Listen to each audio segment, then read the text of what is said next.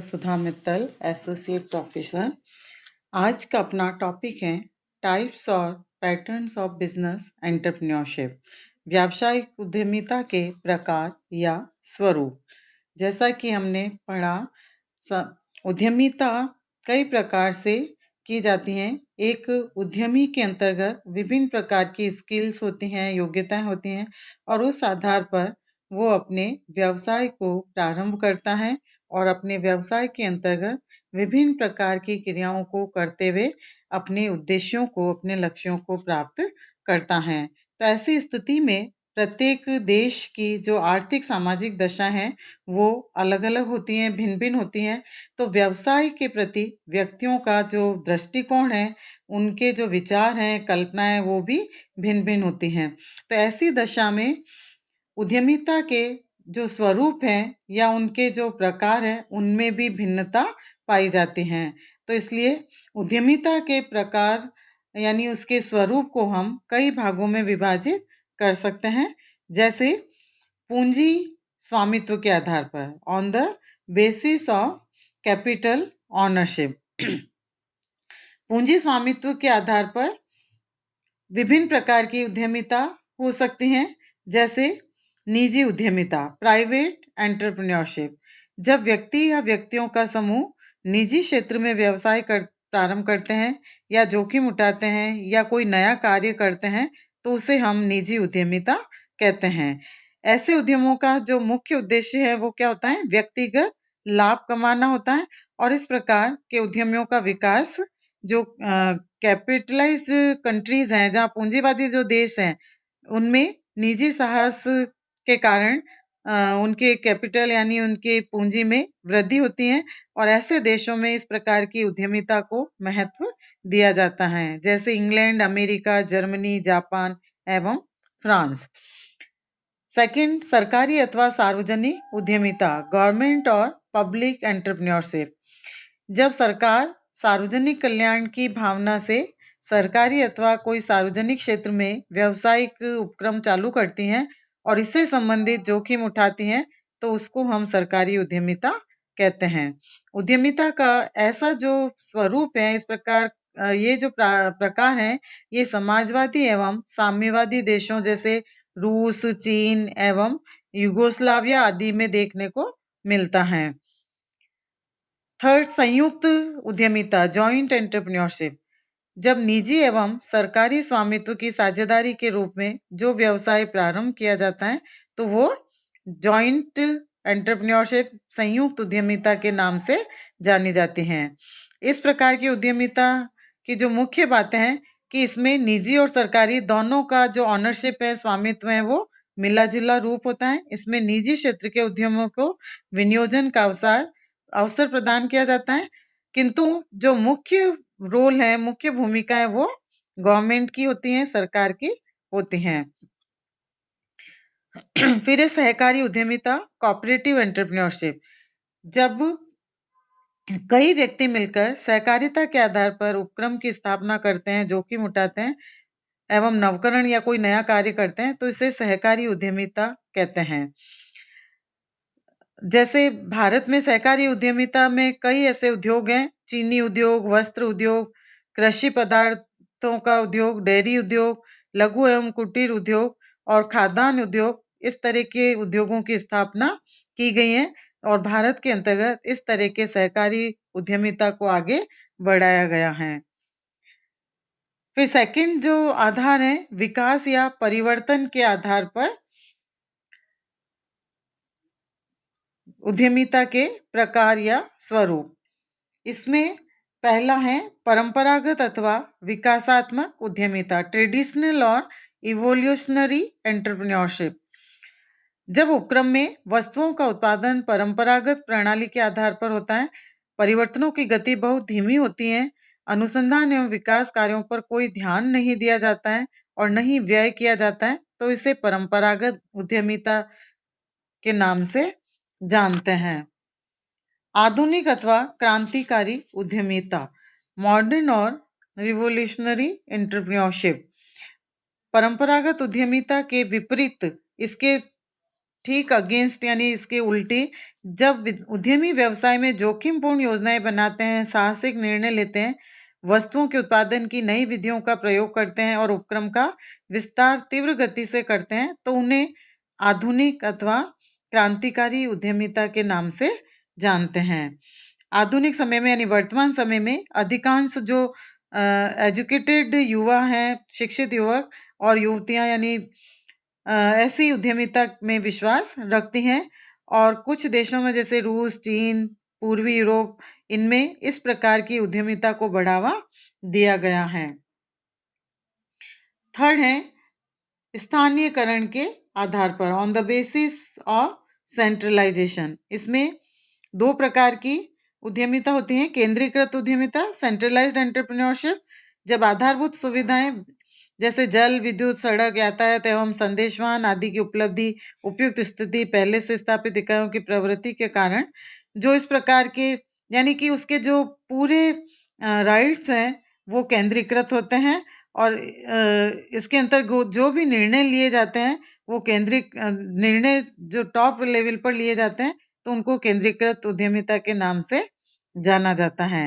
यानी जब नए उद्यमी इन सुविधाओं का लाभ उठाने के लिए अन्य इन्हीं स्थानों पर उद्योग स्थापित करने और कार्य करने का निर्णय लेते हैं, तो वह केंद्रीकृत उद्यमिता कहलाते हैं। फिर है विकेंद्रीकृत उद्यमिता, डिसेंट्रलाइज्ड एंटरप्रेन्योरशिप। जब उद्यमियों द्वारा देश के विभिन्न स्थानों, भागों या क्षेत्रों में उपक्रमों की स्थापना की जाती है, तो उसे विकेंद्रित उद्यमिता कहा जाता है। इस प्रकार की उद्यमिता का मुख्य उद्देश्य नियोजित विकास करना, पिछड़े क्षेत्रों का विकास करना, रोजगार सृजन करना एवं धन का समान वितरण करना आदि होता है। आकार के आधार पर लघु उद्यमिता, स्मॉल एंटरप्रेन्योरशिप, और लार्ज एंटरप्रेन्योरशिप, बृहत उद्यमिता। लघु उद्यमिता में कि इसके अंतर्गत जो उत्पादन प्रणाली सरल होती है, कम पूंजी का विनियोग होता है और श्रमिकों की संख्या बहुत ही कम होती है और उपक्रम का आकार छोटा होता है। जबकि बृहत उद्यमिता के अंतर्गत इसकी जो उत्पादन प्रणाली है, प्रोडक्शन प्रोसेस है, वो जटिल होता है और बहुत अधिक मात्रा में पूंजी का विनियोग किया जाता है, और अधिक से कई सारे श्रमिकों की इसमें अधिक संख्या में होती है, और उपक्रम का जो आकार है वो बड़ा होता है, और उत्पादन भी लार्ज स्केल पर किया जाता है। जैसे भारत में बृहत श्रेणी के उद्यमी हैं, जैसे टाटा, बिरला, डालमिया, बांगर, अंबानी आदि।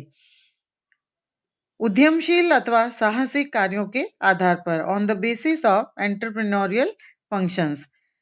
इसमें कई प्रकार की उद्यमिता, दो प्रकार की उद्यमिता मुख्य रूप से होती है। नैतिक उद्यमिता, रूटीन एंटरप्रेन्योरशिप, और न्यू टाइप एंटरप्रेन्योरशिप, नवीन उद्यमिता। नैतिक उद्यमिता का अभिप्राय व्यवसाय के जैसे उन प्रबंध के कार्यों जैसे नियोजन, संगठन, समन्वय, निर्देशन और जो अभिप्रेरण, कंट्रोल आदि हैं, जो दैनिक या जो नित्य प्रतिदिन कार्यों का आवश्यक भाग होते हैं, और इसके अंतर्गत उद्यमी का मुख्य कार्य उपयुक्त योजनाएं बनाना, निर्णय लेना और कार्यक्रमों का निर्धारण करना, ये रूटीन एंटरप्रेन्योरशिप के अंतर्गत आता है। नवीन या नव उद्यमिता का अभिप्राय नव प्रवर्तनकारी एवं सृजनशील उद्यमिता से होता है, और इस प्रकार के उद्यमिता में जो कार्य आते हैं वो है नए नए विचारों का सृजन करना, क्रियान्वयन करना और नए नए अवसरों की खोज करना, नई तकनीकों को जानना, उनका उपयोग करना। नेतृत्व के आधार पर, on the basis of leadership, इसमें व्यक्तिगत उद्यमिता और समूह उद्यमिता, ग्रुप एंटरप्रेन्योरशिप। वैयक्तिक उद्यमिता में जब व्यवसाय का प्रबंध और संचालन सारे कार्य एक ही व्यक्ति द्वारा किए जाते हैं, तो उसको वैयक्तिक उद्यमिता कहते हैं। और जब उद्यमिता के अंतर्गत कई व्यक्तियों के द्वारा नेतृत्व किया जाता है, विभिन्न व्यक्ति मिलकर अगर कोई नवीनीकरण या किसी प्रकार के कार्य करते हैं, तो उसको समूह उद्यमिता, ग्रुप एंटरप्रेन्योरशिप के नाम से जाना जाता है। नवाचार कार्य के आधार पर, on the basis of innovation function,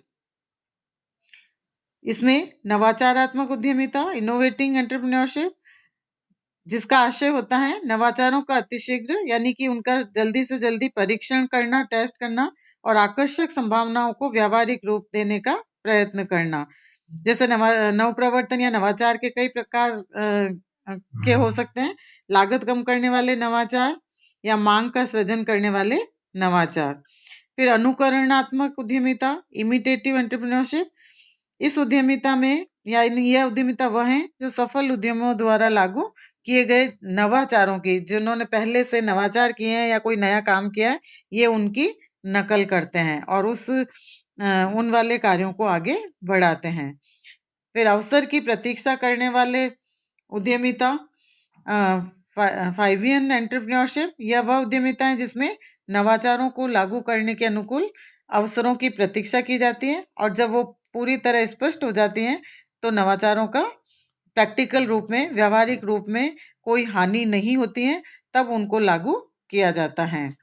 निष्क्रिय उद्यमिता, ड्रॉन एंटरप्रेन्योरशिप, यह वह उद्यमिता है जो उत्पादन सूत्रों में किसी प्रकार की रद्दोबदल करने अथवा किसी लाभप्रद नवाचार को लागू करने में रुचि प्रदर्शित नहीं करता है, यानी किसी प्रकार का कोई नया कार्य करने की रुचि नहीं रखता है, जो काम चला आ रहा है उसको करता है। भले ही अन्य उद्यमियों को ऐसा करने से काफी लाभ होता है, फिर भी वो उनको दूसरों को देखकर निष्क्रिय रहता है, स्वयं उसको करने का प्रयास नहीं करता है।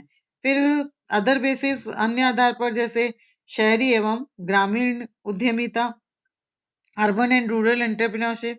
जब उद्यमिता का विकास बड़े बड़े शहरों जैसे मुंबई, अहमदाबाद, कानपुर, कोलकाता, चेन्नई आदि तक सीमित होता है तो उसे शहरी उद्यमिता कहते हैं। और इस प्रकार उद्यमिता से अनेक बाधाएं उत्पन्न हो जाती है, जैसे प्रदूषण, भीड़ भाड़, गंदी बस्तियां।